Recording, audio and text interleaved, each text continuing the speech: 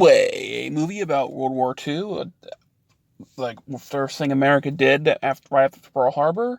I know a lot of the critics and the leftists all hate this movie, and even though that they do treat the Japanese with respect, that's just what they did. They attacked us for no reason.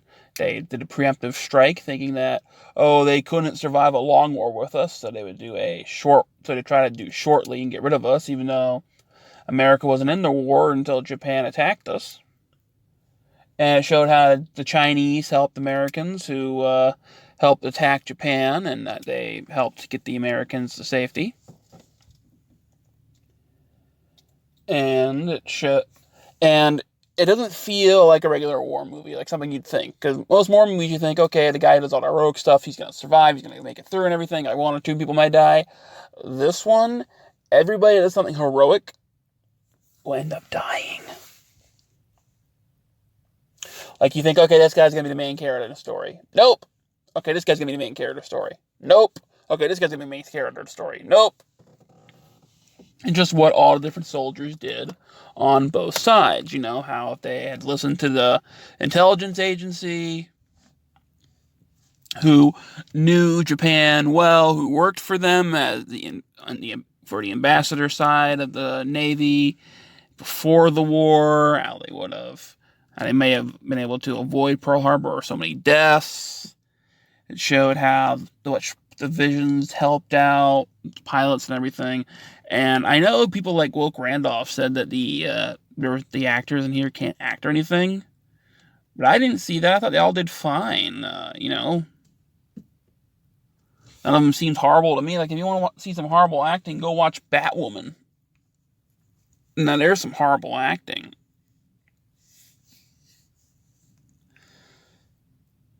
It's like,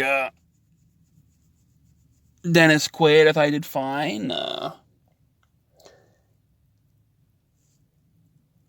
I can't think of the other guys' names, but they're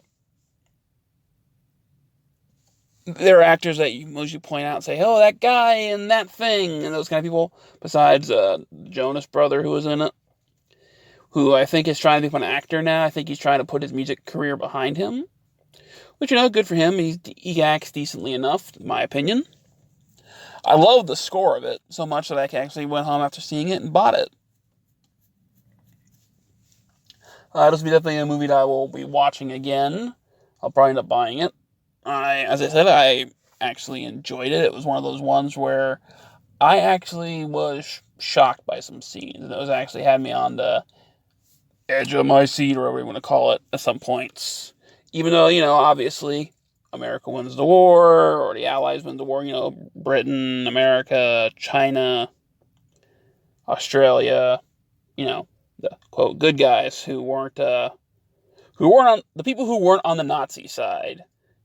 So that would be anybody that wasn't Germany, Italy, and Japan.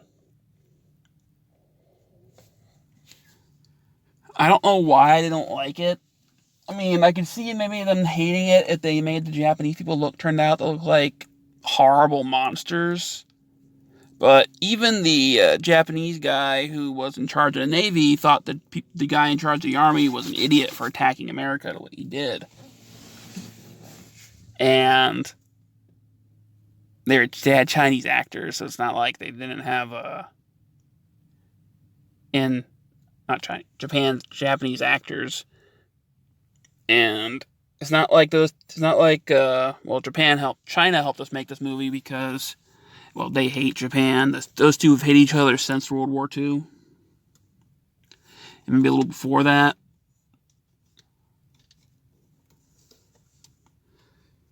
So maybe they don't like war movies, but they've given other war movies good grades. It's like, I really honestly don't understand it. It's like the one main guy who ended up actually being the main guy.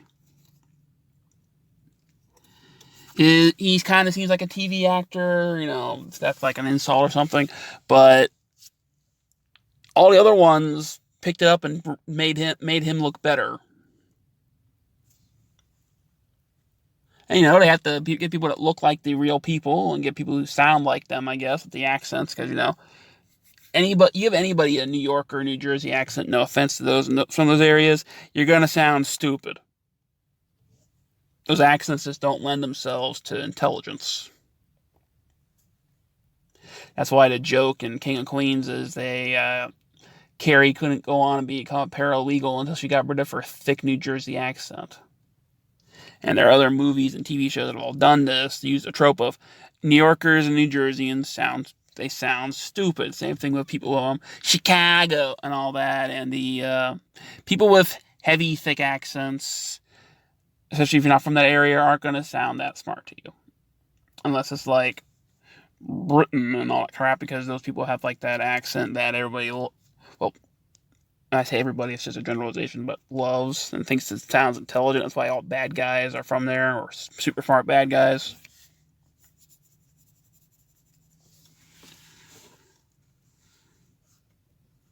I love the action scenes in it, or what counts as action scenes. You know, the airplane fights, dog fights. They actually make you feel like you're in them sometimes, which is always good for dog fights. The